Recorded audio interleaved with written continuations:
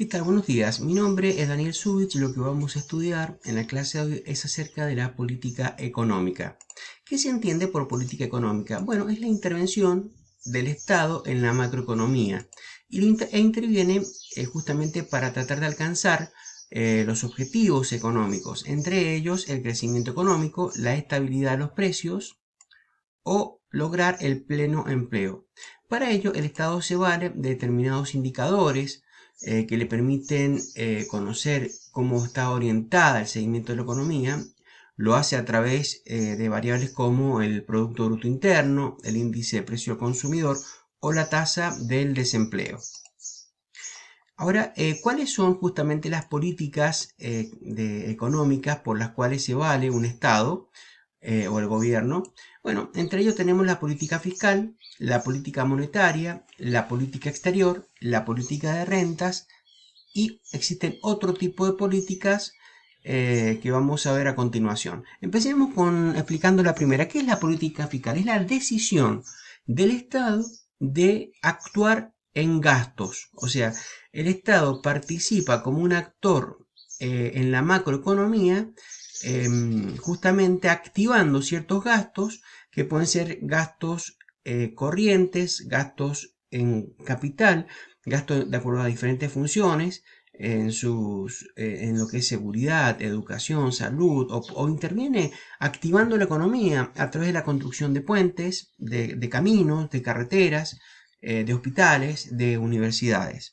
Ahora, ¿es correcta la intervención del Estado como un actor en la economía? Bueno, depende. En algunos autores, como Keynes, por ejemplo, justifica la intervención del Estado en la actividad económica como un actor fundamental justamente en épocas de recesión, en época de posguerra, justamente cuando nació esta teoría keynesiana, en donde la actividad privada no interviene en la actividad económica porque justamente no quiere asumir los riesgos de participar en actividades que no son rentables o porque no se animan.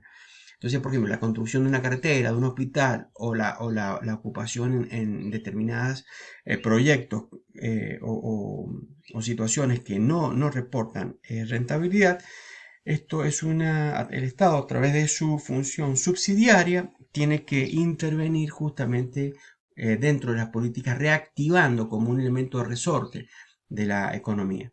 Bueno, existen otros tipos de economía como la de políticas como la política monetaria. Entonces, la que vimos recién fue la política fiscal. La política monetaria, diríamos, lo hace el Estado a través de su casa de monedas, de su casa de papel, que sería el Banco Central.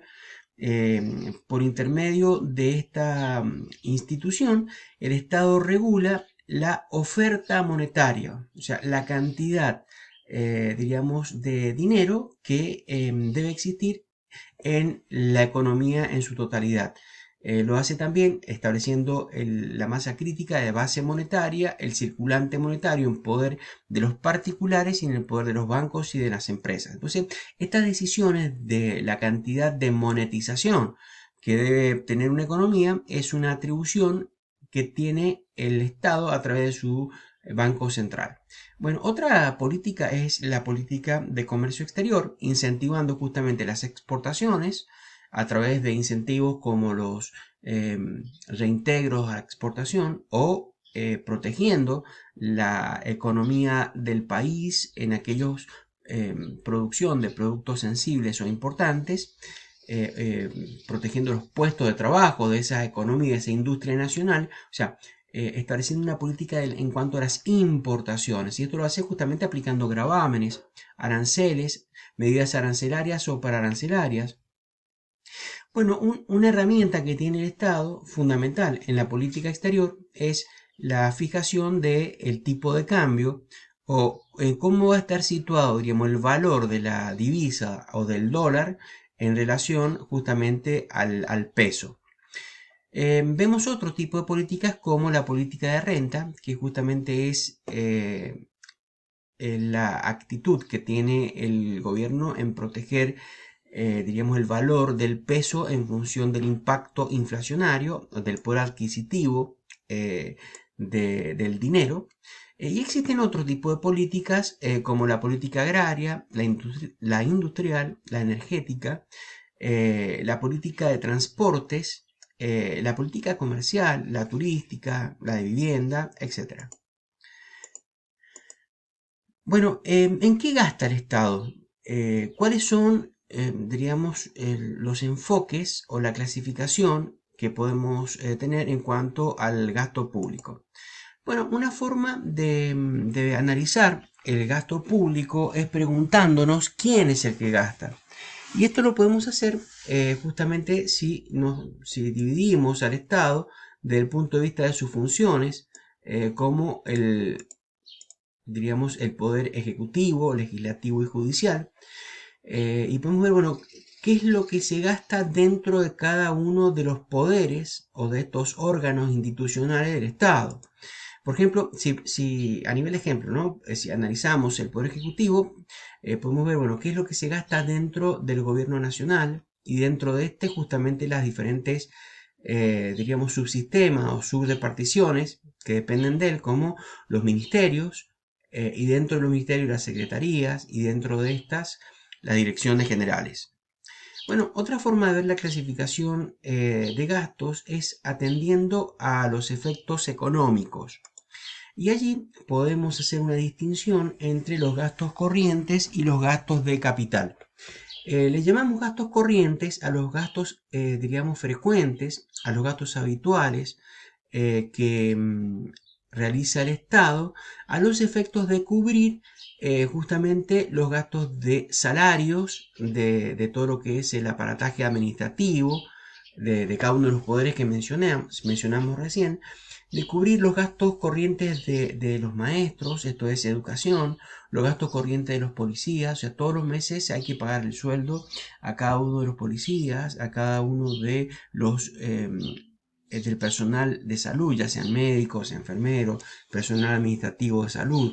Bueno, estos son justamente los gastos corrientes. Podemos hacer una distinción dentro de los gastos corrientes entre los gastos de consumo y los gastos de transferencia.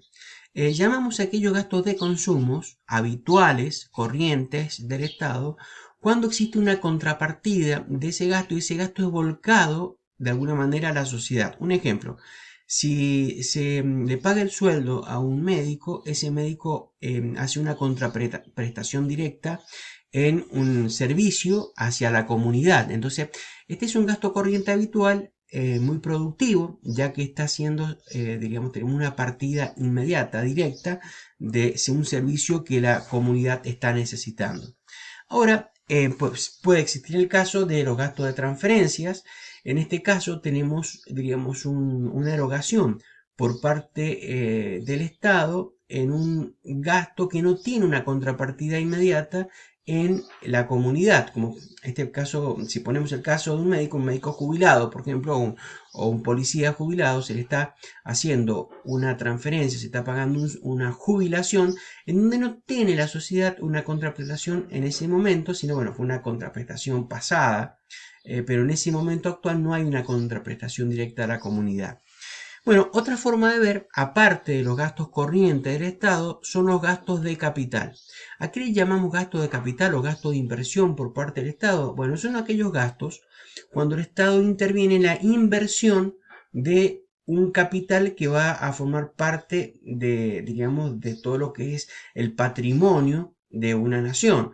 Por ejemplo, la construcción de un puente, la construcción de una escuela, la construcción de un edificio sea útil, de un hospital que sea útil para la comunidad, forma parte del patrimonio del Estado. Entonces, bueno, el hecho de la construcción de gastos de capital es importante. O sea, cuando el Estado interviene en un gasto de capital, significa que se está invirtiendo de alguna manera en el largo plazo. Cuando pensamos en gastos corrientes, estamos pensando en el corto plazo. Otra forma, diríamos que tenemos en analizar el gasto del Estado es a través de la siguiente pregunta. Ahora, ¿en qué se está gastando? ¿Cierto? Bueno, y en función de esto podemos pensar que se gasta en lo que es administración gubernamental, en todos los gastos administrativos de la burocracia administrativa del Estado, También se puede gastar en lo que sería defensa y seguridad, como ya mencionamos, sea la policía o la parte militar. Eh, También se puede gastar en los servicios sociales, como serían los gastos de salud, los gastos de educación, o los servicios económicos, o servicios de deuda, porque recordemos que el Estado puede contratar deudas para poder justamente cubrir sus objetivos económicos, y de esta manera, en cuanto a su deuda pública, eh, pues tiene que pagar intereses. Estos son, diríamos, deudas financieras por parte del Estado. Y servicios económicos pueden ser justamente las decisiones que tiene un Estado en la obra pública, no construcción, como dijimos, de puentes, caminos, carreteras, hospitales, facultades, escuelas. Bueno, esto en cuanto entonces la clasificación del gasto público. Ahora vemos que el presupuesto del Estado, podemos decir que está formado por dos conceptos. O sea, ¿qué es lo que es el presupuesto? El presupuesto involucra, diríamos, poner en balanza lo que ingresa en el Estado y lo que sale en concepto de gastos por parte de la gestión pública. Lo que ingresa al Estado o los ingresos públicos, existen diferentes tipos de ingresos públicos. Legítimos, por supuesto, algunos de ellos. El primero, podemos decir que son los impuestos o las tasas que cobra el Estado, que esto proporciona un ingreso genuino por parte del Estado.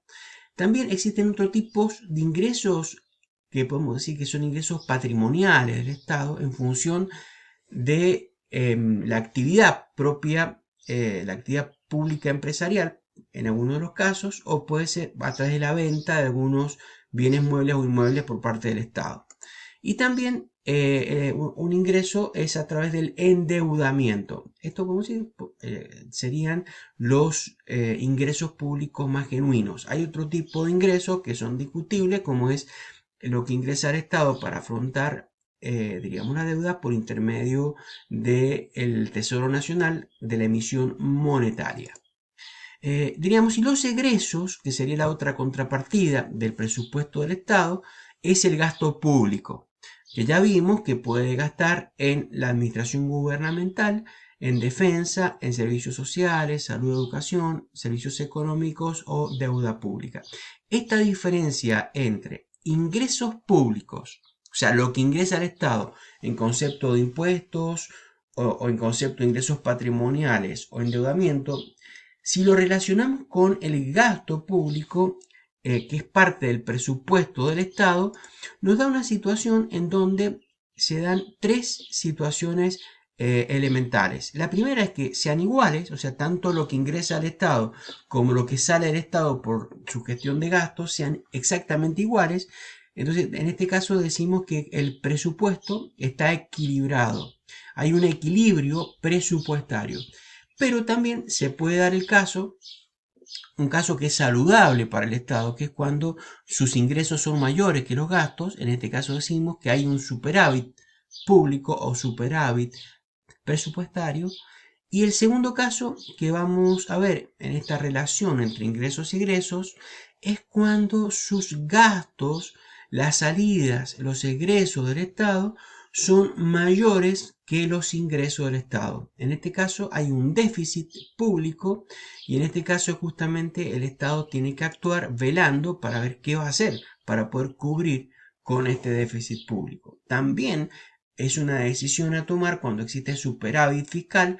Como digo, el superávit fiscal generalmente está visto por los economistas como una, digamos, política bastante saludable por parte de la economía, porque ya vamos a ver que en el equilibrio del ahorro, ya sea público o ya sea interno y externo, justamente si el Estado gasta, este déficit fiscal a veces es cubierto por intermedio del ahorro privado, que lo mejor sería en un país que este ahorro privado sea de alguna manera canalizado a las inversiones, que son los que provocan el crecimiento económico a largo plazo. Bien, esto es todo por el primer video. Nos vemos a continuación en un segundo video.